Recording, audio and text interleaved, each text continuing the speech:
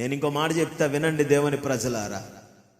ఏకాంతతలో కొన్ని ఆఫర్స్ వస్తాయి. అవి స్వయంగా దేవుడిచ్చిన ధన్యత, బ్లెస్సింగ్ అన్నట్టుగా ఉంటుంది. చాలా జాగ్రత్తగా వివేచించాలి.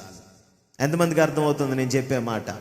కొన్ని తలుపులు ఉంటాయి, పైకి బంగారుపు పూత పూసినట్టుగా ఉంటాయి, అవి గోల్డెన్ డోర్స్ లా కనబడతాయి. కానీ వెనకాతల సమాధులు ఉంటాయి, సమాధులు, ప్రాతలు ఉంటారు వెనకాతల. అనేకులను పడగొట్టి ఈడ్చి వేసేవారు ఉంటారు వెనకాతల. ఆమేన్.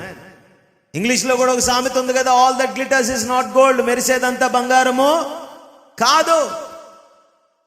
స్తోత్రం చెప్పుదామా?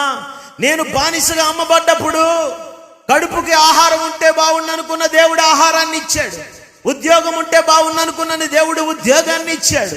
నిలువ నీడుంటే బాగుండు అనుకున్నాను, ఇదిగో యజమానుని ఇంటిలో నన్ను ఉంచాడు. నాకు ఒక తోడుంటే బాగుండు అనుకుంటున్నాను కదా, ఇదిగో ఈ ఏకాంతతలో ఇది దేవుడిచ్చిన తోడు అనే భ్రమలో యోసేపు పడిపోలేదు. తన నమ్మకత్వము, తన విశ్వాసము పరీక్షింపబడతా ఉన్నప్పుడు, సీక్రెట్ గా జరుగుతున్న ఆ టెస్ట్, ప్యూరిటీ టెస్ట్ లో ఎవరూ చూడనప్పుడు దేవుడు చూస్తున్నాడని యోసేపు భయపడ్డాడు.